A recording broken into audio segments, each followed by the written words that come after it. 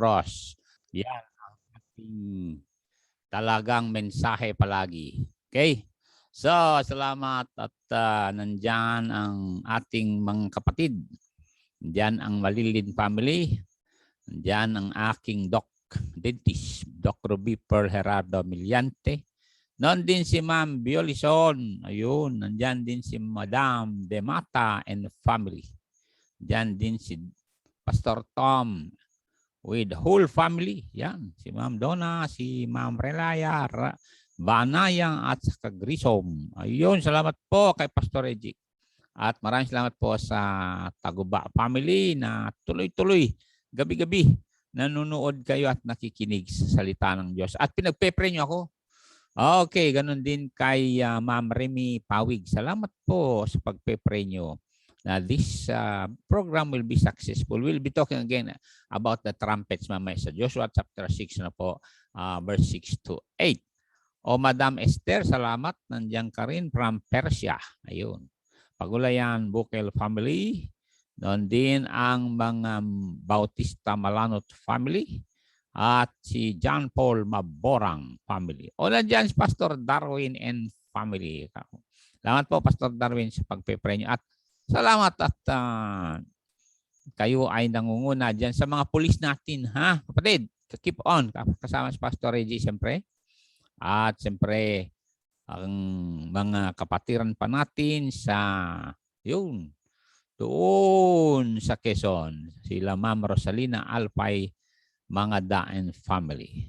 And sabi ni Pastor Lopez, yes, we need to listen once again. Ayun, sa Word of God. At yes, we love and care for the lost. Alam niyo mga kasama, itong bagyo na ito, hindi ko sukat kalay malakas pala banda sa ibang lugar. Oo, may mga namatay sa bagyo at meron tayong isang church na nasira sa La Union. Oo, so we'll keep praying. At salamat kay Brad Aldrin Soriano Matias. Salamat po at nandyan ka. Oo. Yes, oo. Salamat ng marami. Kaila Brother John at mga tauhan niya. And then siyempre, nandyan si Pastor Red. Salamat Nagpray kayo na hindi tayo tamang gaano ng bagyo. Ganon din si Pastor Aldrin Jake Dawan Garapan.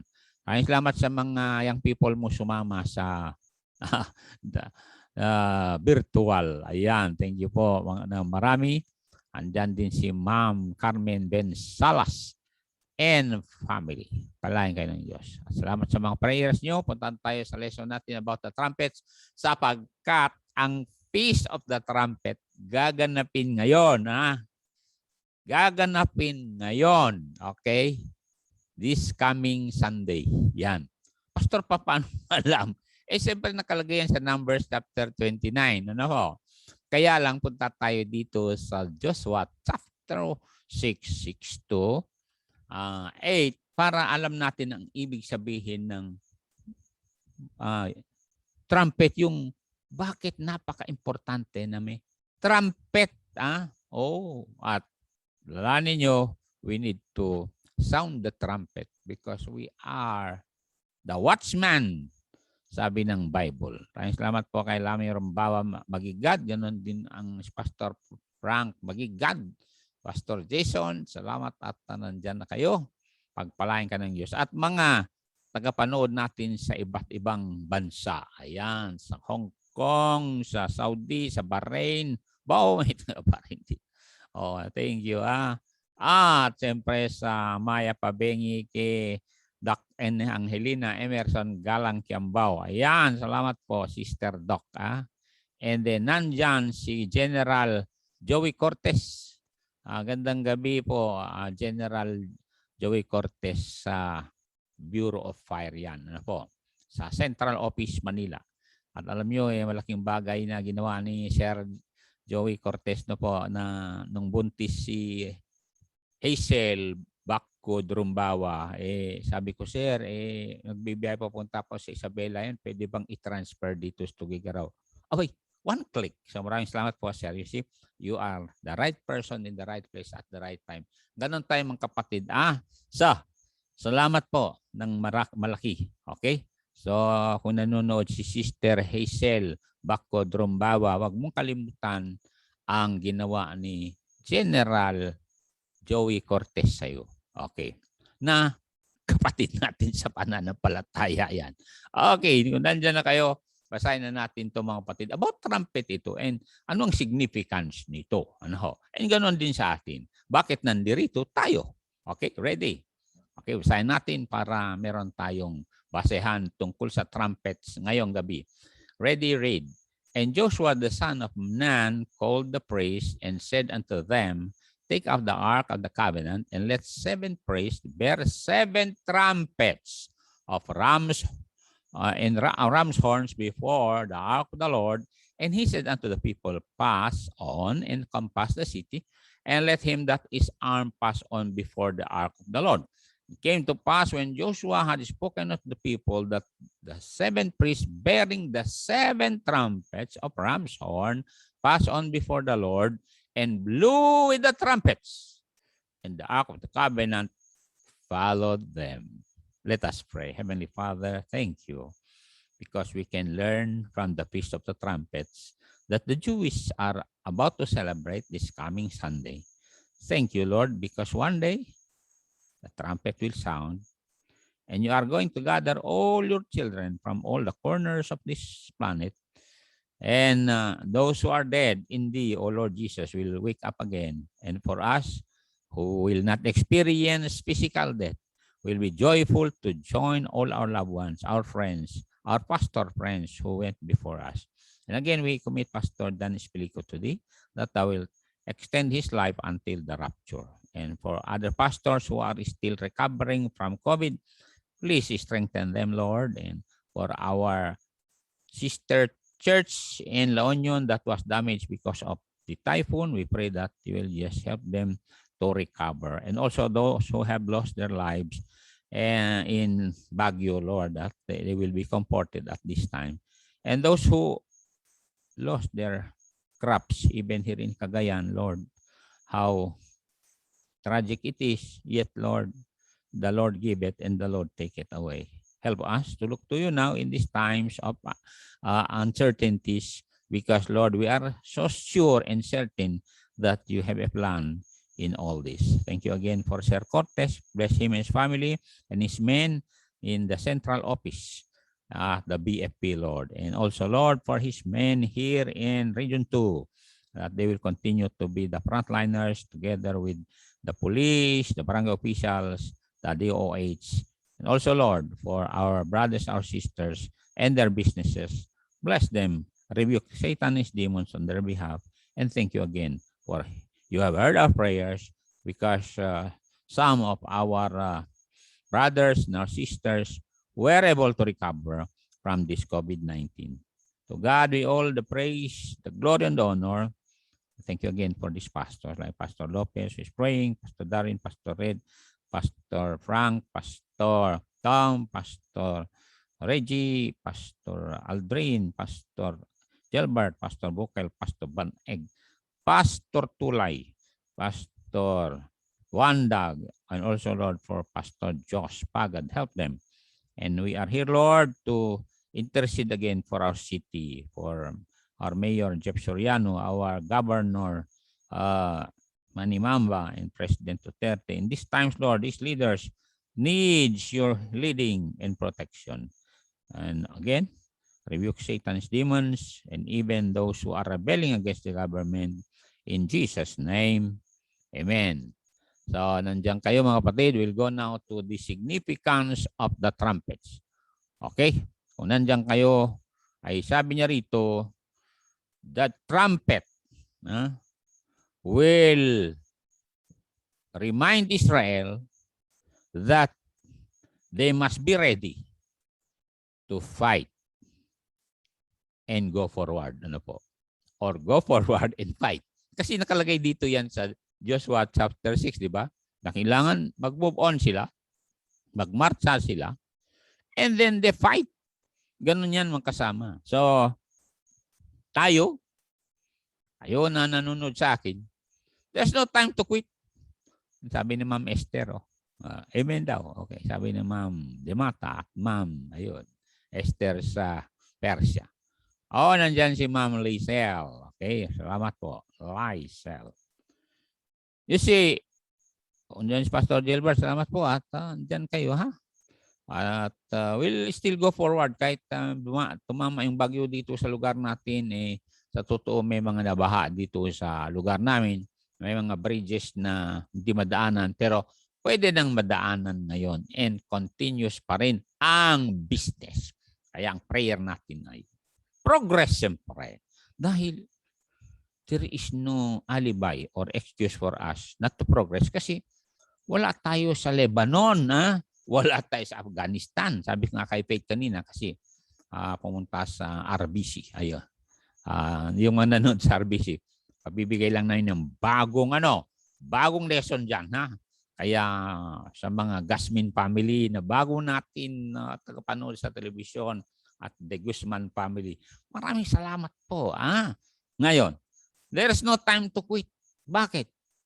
Kung mag-quit itong tubig sa likod ko, sa palagay nyo, di katulad ng Euphrates River na yun, nagre-reklamo ang Syria at Iraq dahil wala silang tubig. And that is one of the signs that the Lord Jesus Christ is going to come soon because prophesied yan sa Revelation 16:12, di ba? Na matuyuan talaga ang Euphrates River. Salamat nandiyan kayo. Kaya nga as I said, no time to quit. Dahil ang lesson natin about the trumpets, it's a time for them to go forward and to fight. Yan ang nakita natin dito. Jericho ito Napag-aralan na natin yan noon, di ba, Sister Chato, Belardo, Arojado. Pero maganda na we will understand the significance of the trumpets. Dahil kung mag-blow yan, ibig sabihin, kinakailangan tuloy sila mag-forward. Oo. Kaya kayo dyan na hindi pa nagpapatuloy. At salamat sa mga Calyaw family. Dumaan yan dito at nagbigay ng lansones. Panahon na pala ng lansones. In fact, sa likod ko maraming lansones dito. So, mamaya, kuha tayo dyan. Pastor Paulino, pangako ko sa iyo, Pastor Paulino, nakita ako, marami na kayo dyan sa bundok, So, natuwa naman ako. Pantakit sa bundok ng Bantay Diablo, pinalitan na pala, Bantay Abagatan, kasi maraming bagat doon. So, natuwa ako sa inyo pagkat nandyan yung mga talagang nawin natin nun. Maraming salamat po. Okay. So, yes, we'll go to the verse that says that we must go forward. Ready to go forward. Okay? Kung nandiyan kayo, ay punta tayo sa Exodus chapter 14. Ayan. Maraming salamat po kay Preacher Liban, Preacher Jason Del Pilar. Okay? Exodus chapter 14 tayo, mga kapatid. Verse 14, tama yan. 14:14. Okay? Nandiyan kayo, we'll read that together. And then, sabi niya, 14 and 15.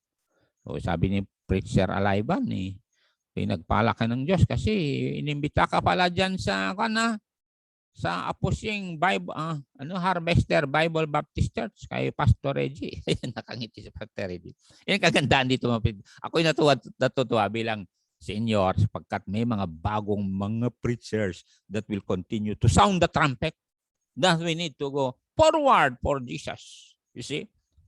Dahil sabi ni Lord Jesus Christ, no man having put his hand to the plow and looking back is fit for the kingdom of heaven. Kaya there's no time to look back. Kaya kayo dyan na naalala nyo pa rin yung nakaraan. Pwede ba memorize kayo ng Word of God? Nasabi ng Word of God, Philippians 3:13. Forgetting those things which are behind. Ulit-ulitin nyo yun. Lord, help me to forget those things which are behind. Please delete the things that is bothering me so that I can go to sleep tonight with your peace of mind and heart. Okay. So, kung nandiyan kayo, basahin natin 14:15. Mapansin nyo, may word na forward sa Bible. Sabi ko sa inyo Kaya please lang, kung kami na Pastor Lopez magmula noon hanggang ngayon, nagpo-forward pa rin. Di ba, Sister Chato? Salamat. Nandiyan paling Sister Chato. Belardo Arojado, nagsusupport sa kanyang church sa Zambales. Ganon yan. You see, mga kapatid. Okay, nandiyan na kayo. Yun, amen. Sabi ni Sister Maya at si Pastor Frank kasama Sister Jaisel. Yun. Alam niyo, si Pastor Magigad na ito, natutuwa ako dyan kasi Tuloy-tuloy din sila sa live streaming. Basahin na natin. Ready, read. The Lord shall fight for you, and you shall hold your peace. Kaya nga, mga kasama, you need to trust Him with all your heart. Verse 15. And the Lord said unto Moses, wherefore criest thou unto me? Tuloy nyo. Speak unto the children of Israel. Ayun. That they go forward. Hanggang ngayon sinasabi ko sa inyo, wala sa Bible na you go backward. Kasi backsliding yun. In fact, sabi na Apostle Paul, masakit ang loob namin kung mag-backslide kayo. Kaya nga, ito Pastor Lopez, kayo mga nanonood, Pastor Tom, at talagang masakit sa puso natin bilang mga pastor kung may mga nanglalamig, hindi man lang mag-text, pagkatapos, mabalitaan mo na lamang, wala na talaga. Oo, mabalitaan mo na lamang, ayaw na, na-offend na. Oh. Anyway, kung kayo ay na-offend, ibig sabihin, di kayo talagang nagmamahal sa Diyos. Kasi kung nagmamahal ka, hindi ka ma-offend. Bakit? Dahil looking unto Jesus ka, di ba? Itong memory verse ng hindi ma-offend. Tingnan nyo, Psalms 119, 165. Bakit ka ma-offend? Nagsalamin ka lang, na-offend ka na. Ako nga kasasalamin ko hindi na ako na-offend kasi kalbo na talaga ako Okay. Ready? Nandiyan na kayo Sa mga na-offend At dapat hindi kayo ma-offend kasi may verse na ganito. Diyan na kayo. Ready? Read. Great peace have they which love thy law, and nothing shall offend them. Totoo yan. May mga tao na ayaw na. Abay, bayaw mo sila. Basta ikaw, tuloy ka pa rin. Ayun, si Pastor Mauro Wantag, welcome sa ating programa ngayong gabi. Okay. Ngayong oras na ito. So, kayo na na-offend, bangon kayo. Bakit ka ma-offend? Kanino ka ma-offend? Ito ang masakit. Kung ma-offend ka sa kapwa mo, huwag mong isali ang Diyos, magpatuloy ka pa rin, magsimba, magbasa ng Bible. Alam nyo, isa sa mga verses para ma-overcome mo yung nasasaktan ka dahil nangyari kahapon, iniwanan ka ng nanay mo, tatay mo, asawa mo, misis mo, mister mo, iwanan ka ng mga tao, kailangan magpatuloy ka because of this verse. Anong sabi niya? Romans 12:21. Abay, nandyan si Ma'am Ana Vanessa Miguel Noveno. Nagtitinda ng cake yan sa Sentro Tuwao. With the balloon, ayun. Sabi ng tatay niya alam mo, mabait ang anak kong yan. Binigyan kami ng pwesto. Talagang mapalad si Ana, kasi pinagmalaki ka ng tatay mo sa akin Oo, kahit sabihin mo sa tatay mo, si Sir Miguel. At nandyan si Janet pala kasama mo, no? Okay. At nandyan, yes, growing, sabi ni Mai. Yes, sabi ni Sister Eileen, dapat lang. Kasi mga loved ones natin ay talagang naghintay sa atin para sila ay masira ng Word of God. Kaya nga, gamitin natin ang verse na ito para naman magpatuloy tayo. Ano yung sabi niya? Ready? Sign natin. Nandyan na pala kayo Be not overcome of evil, but overcome evil with good. Totoo yan mga kasama. Dahil sa buhay na ito ay talagang maraming obstacle. Pero obstacle should not be a hindrance for you to progress. They must be stepping stones to reach higher ground. Intindihan nyo? Ganon yan ito gusto ko lang maintindihan nyo ito. Kasi lumaki ako sa Cordillera, meron kaming mga suha dyan na malalaking tinik. Sabi ko doon kay anak ni Manong Sengal na nagngangalang Roy. Roy ang pangalan niya. Paano tayo akyat niyan? Ang daming tinik. Hindi mo ba alam, yung tinik niyang malalaki, pwede natin gawing hagdan yan para makarating doon na kunin yung mga masasarap na suha. Sabi ko, ganun pa? Tingnan nyo Kaya mga kapatid, may mga tinik sa buhay. Pero look at it in God's point of view. Kaya nga meron tayong verse na, and we know that all things work together for good, di ba? To them that love God, to them who are the called according to His purpose. For whom He did foreknow, He also did predestinate to be conformed to the image of His Son. Ganun yan. Kaya lahat ng nangyayari sa atin is for God to purify us to become seasoned and tough. Ganun yan mga kasama. Kaya pagdating, siyempre, ng pagsubok, siyempre, iba sa atin, iiyak, masasaktan. Pero don't you know, nung nagkaroon ako ng, sabi ni Esther, blessed is he, whosoever shall not be offended in me. Tama yun. Ngayon, ito nung nagkaroon pagsubok, hindi ko makatulog. So, ang ginawa ko, kumuha ako ng earphone at nag-download si Faith ng mga awit na God of the Mountain. You can turn the trial to blessing. Mga ganon. Alam mo ang ganda pagkatapos yung awit na, because he lives. Ay, ang ganda nun. Lalo-lalo na ni-translate ko sa salita namin sa Isnag. Oo. Di ba? July da Gaday Heralde. Oo. Isnag to eh. Ay, ang ganda, sabihin ko sa inyo. Tapos, inawit yung I'm pressing on the upward way. New heights I'm gaining every day. Ganun yan eh. Bakit? I am not alone. You are not alone. Kaya nga, sabi ni Joshua, trumpet. And when you hear the trumpet, go forward. Ganun yan. Ngayon, we are the trumpeteers. Kaya nga, importante may mga pastor kayo. You listen to your pastor when they preach the word of God. They have the trumpet and tell you na, yes, we need to be ready to go forward and fight. Basahin uli natin yan para kayo ay ma-encourage. Ano sabi niya dito? Ezekiel 18. 1, 2, ayan, okay. Tingnan natin to kasi importante yung mga pastor. Pag-pray yung mga pastor, ang dami ng nalagas na pastor. Sakit nga ang loob natin, pati si Pastor John Quinlan, wala na. Oo, sana tayo hingi ng yero niyan, mga kapatid, Okay. Ezekiel chapter. Okay, kung nandyan kayo, ay sabi ng Bible dito. Pakinggan nito. Punta muna tayo dito sa verse 20. Okay? Ezekiel 18:20. Pakinggan nyo ito mga kapatid. Kasi mamamatay ang tao kung hindi tayo mag-trumpet. Tuluyan ng mamatay ang tao, ha? Oo. Okay, ready. Diyan na kayo. The soul that sinneth, it shall die. Mantakin mo yan. Ibig sabihin, kaluluwa yan, ibig sabihin, impyerno punta noon.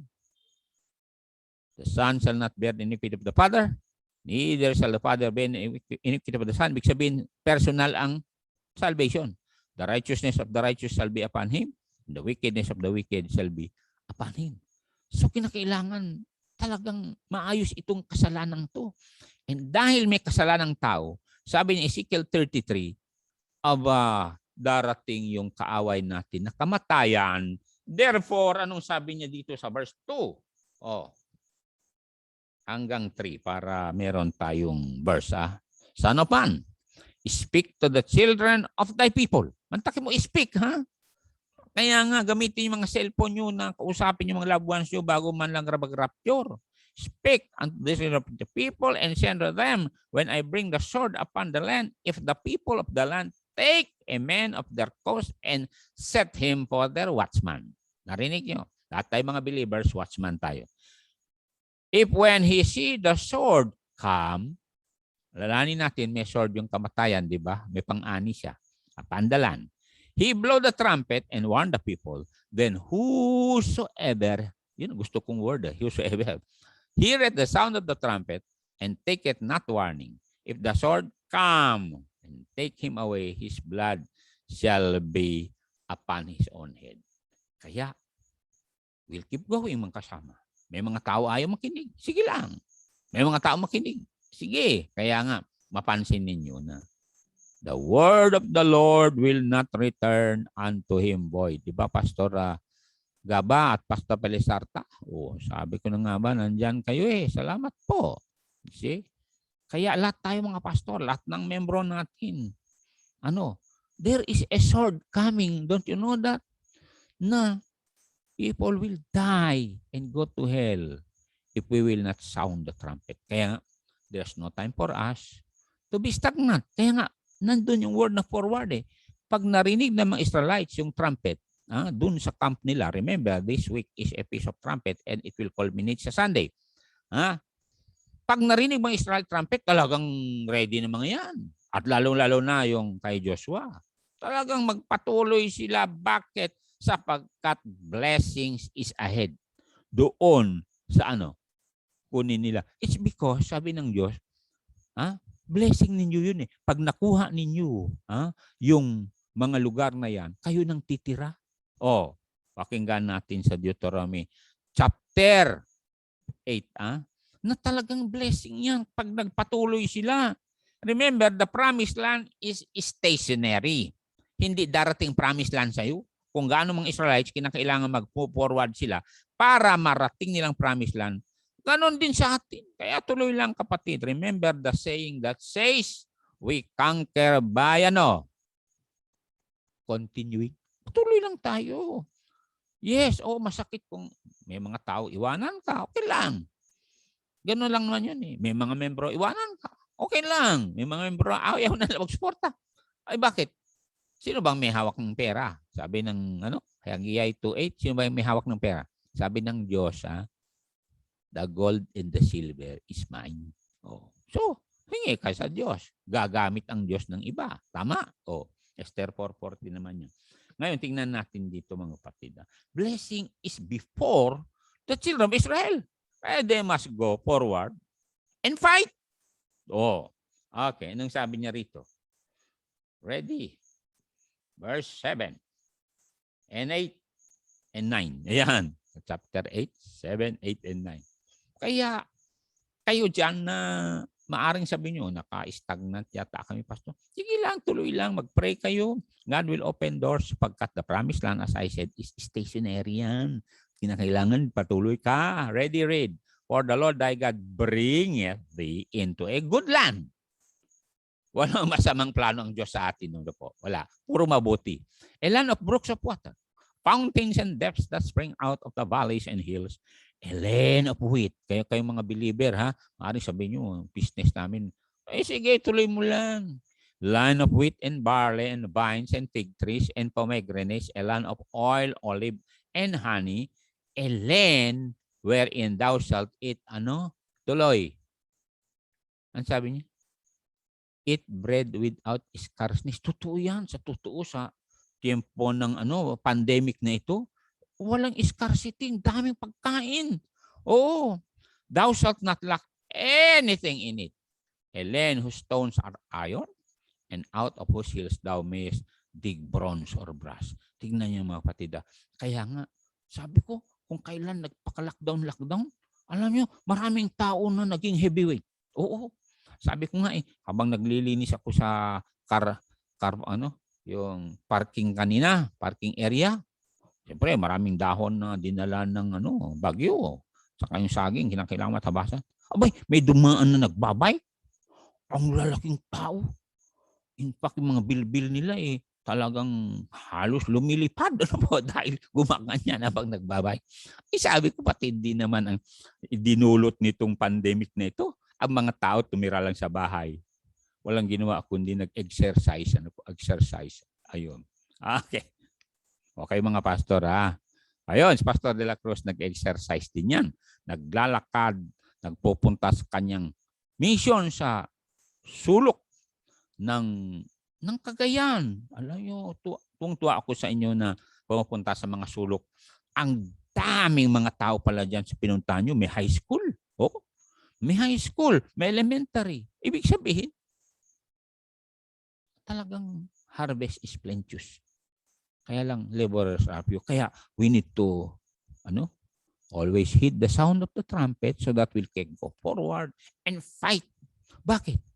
Bakit fight? Kasi sabi ni Lord Jesus Christ, I will build my church and the gates of hell shall not prevail against it. Don't you know that? Yung word na prevail against it, you need to fight and just conquer those doors of hell so that those who are in bondage of sin and tradition will be set free. Yun naman sabi ni Apostle Paul, di ba? na ni-commission daw siya ni Lord Jesus Christ. Kaya basahin natin yan na kasali tayo dyan. Kasi soul winners tayo. Ready? Acts 26:18. Okay? Na natin yan. Para malaman nyo na meron pa rin tayong gawain, mga kapatid. O kaya katulad niyan nung nagpunta kami sa mga Bautista, Malanot, Labuans, ang daming tao doon. Oo. Kaya sabi ko, isang araw kami mag-soul winning dito, baka maka 100 kami. Oo. Kaya Preacher Aliban, alam mo na yung ginagawa mo. Salamat Oo, wala sila. Pastor, yun, si Pastor Jake Lian Garapan, tuwang-tuwa ako nung ni-Bible study lang mga melad. Salamat po, Pastor. Ganun yan. Oo, at naging blessing si Mayma. O ikaw, Pastor Richard, sa Oman, yung naggaling dyan na nandito uli, galing kila Pastor Wandag yun, si Jemima. Dahil sa kanya, nag-Bible study sila, yung tauhan ni Pastor Garapan dun sa bahay ng mga melad. You see, kaya importante, nandun si Mayma. Kung wala si Mayma, mahirap naman. Okay, nandyan si Syra. First time ko nakita ikaw rito, Syra. Pagpalain ka ng Diyos, At ito, siyempre, talagang gumagawa ang Diyos sa buhay ng mga taga-Piat, taga-Santo Niño, taga-Tuaw. Oo, naimbag Garabayo, Jay Cagayan. Oo, naimbag ngayon dito, Pastor Gaba. Wala na yung bagyo.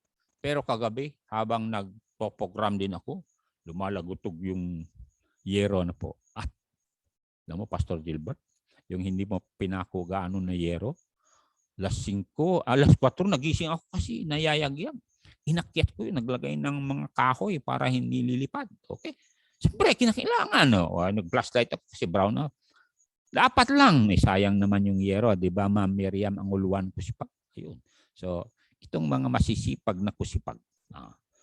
Masisipag ang act nito Takin mo, mga scholar yan Okay. Tuloy natin to mga patida. Anong sabi niya? Ano bang gawain natin talaga? Huwag niyong kalimutan to. Kaya nga tuwa ako kay Pastor. Ayan, Pastor Aldrin, talagang may bagong mission. Salamat bisitahin natin yan na next. Kung wala na, pwede na. Ready, read. To open their eyes. Yan ang gawain natin, to open the eyes of people. Tanungin niyo sila, sigurado ko 7 bago kayo mamatay? Hindi pa. Bulag. And to turn them from darkness to light. Ibig sabihin, ginagawa nila, mga vision nila, hindi nila alam na ikakasama ng kanila, gawain nila, buhay nila. And from the power of Satan unto God. Ibig sabihin, sa pananalangin nila sa mga semento, ganun, poste, yun. Delikado ho yan. At saka paniniwala nila sa mga gayuma at mga hula-hula. And sabi niya that they may receive forgiveness of sins. Bago aalis ang tao sa lupang ito, dapat mapatawad sa kanyang kasalanan. And then sabi niya, and inheritance among them which are sanctified by faith that is in me. Sabi ni Pastor Paul, ako ang talagang right person, right place, right time. Huwag niyo kalimutan yan, mga kasama. Kaya, remember, when the Israelites hears the trumpet sound, the trumpet, they must go forward and fight. Ano yan? And as I said, nung isang oras, there are threefold enemies. Flesh. You must conquer the flesh and submit to Jesus. The devil. And the world system. Yung system ng world na you need to be somebody to be recognized. No! Sabi ni John the Baptist, he must increase but I must decrease. Nandyan ang kababayan ko si Ma'am Natalia Batuon from North Carolina. Dito sa Kabugaw yan pero nag-emigrate doon sa North Carolina. At nandyan din si Ted Legacy. Mga pamangkin kong nanonood, pasalamat ko sa inyo. Naintindihan nyo rin ang Word of God. And then, nandyan yung apo ko, si Legacy at saka si Nick. Nanonood kayo huwag yung kalimutan yan hindi kayo nakakalimutan ni Lolo June. Okay? Punta tayo sa verse 19. Pakinggan natin. Ano ba nangyari dito? Verse 19. Kung alam mo na ang will ng Diyos, that you are a liberator. Huwag niyo kalimutan, liberator ka to set people free from their bondage of sin and Satan. Ready? Verse 19, go. Whereupon, ano sabi ni Apostle Paul kay King Agrippa? Oh, King Agrippa, I was not disobedient unto the heavenly vision. Every time you read your Bible and you understand na may mission ka, may mga kaluluwa na dapat mong i-rescue, dapat isipin mo, heavenly vision yan. Every time you read the Bible, you have a message from heaven. Ganun yan mga kasama. May mga tao na hindi nakausap ng Diyos. Kapatid, every time you open the Bible, God speaks to you. Pwede ba? And every time you pray, you talk to God. Oh, nakuha na ninyo? Hindi yun. Hindi na ako kinakausap ng Diyos. Eh di ba kung buksan yung cellphone nyo at may nabasa ka na message ng kaibigan mo, ano yon? Kinausap ka ba? Hindi. Kinausap ka, ni text lang para hindi marinig yung sekreto nyo. Ganun yan. Oh. You see, kaya Joshua gave the command na pag narinig nyo, you need to go forward and ready to fight. Araw-araw ang kasama, we need to go to God and say, Lord, I'm your soldier. I'm your good soldier because I'm going to fight with your power. And with your power, I can become an overcomer. Ganon yan mga kasama. Ang Holy Spirit nandyan sa iyo. At ang Word of God, yan ang sword of the Spirit.